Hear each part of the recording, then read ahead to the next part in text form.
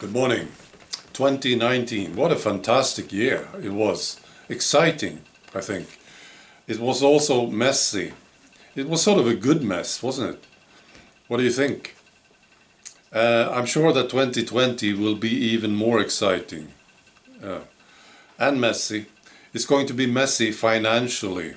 A lot of people will struggle financially as these countries who's been deliberately ruined by the globalists will struggle even more.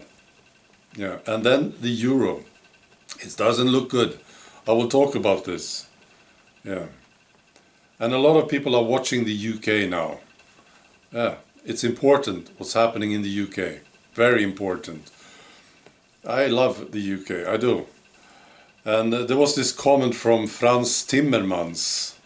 I don't know why this guy is funny, but he's one of the top idiots in Brussels.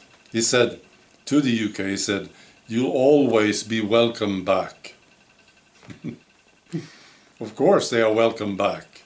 Yeah, I'm sure. You know, the UK, they accepted that the bureaucrats in Brussels dictated the future of this fine, great nation. And the UK paid a lot of money for this. They did. I'm sure the UK will not return to the UK family. That's a terrible word. Family. Right. So, be gone, UK. Be free. Yes. Do well. There was a comment from this guy, Robert Love. He's a Brexit member of the European Parliament. He's talked about the euro. He's a good guy. Yes, I like him. He said the only thing that is propping up the EU economy and euro currency is the European Central Bank's quantitative easing program. It's actually a program with this name. It's called QE, quantitative easing. This is central banks printing money to prop up the economy, to stimulate growth and job economy.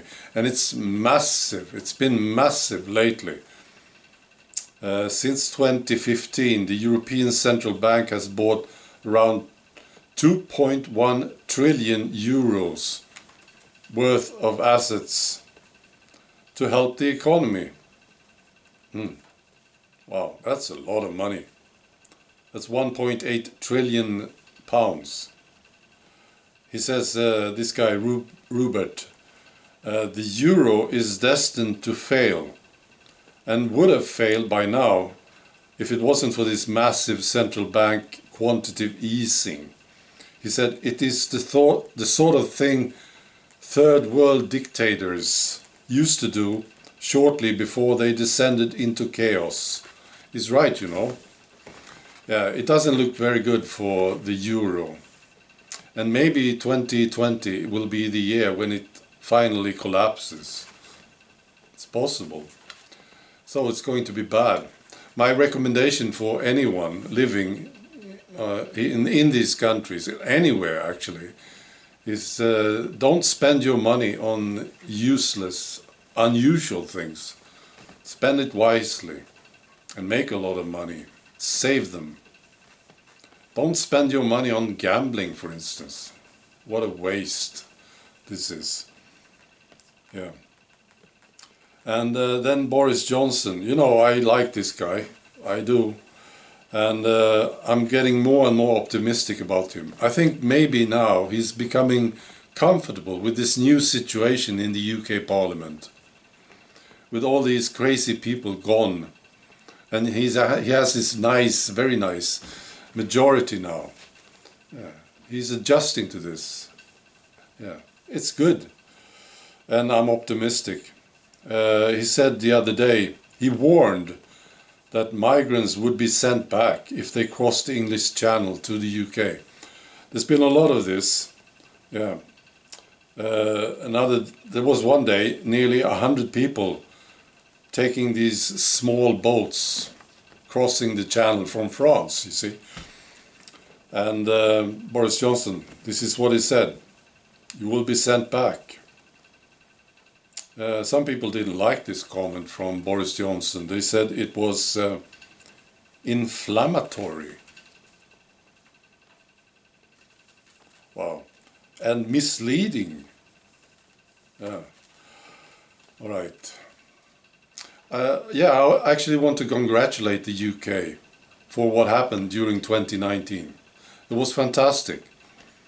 And also, I think I see some sanity in the UK. There's not so much protests against Boris Johnson as I would have guessed, see?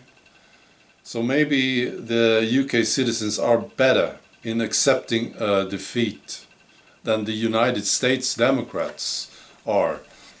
So, yeah, good, very good. Okay, that's all. Be good now. Bye.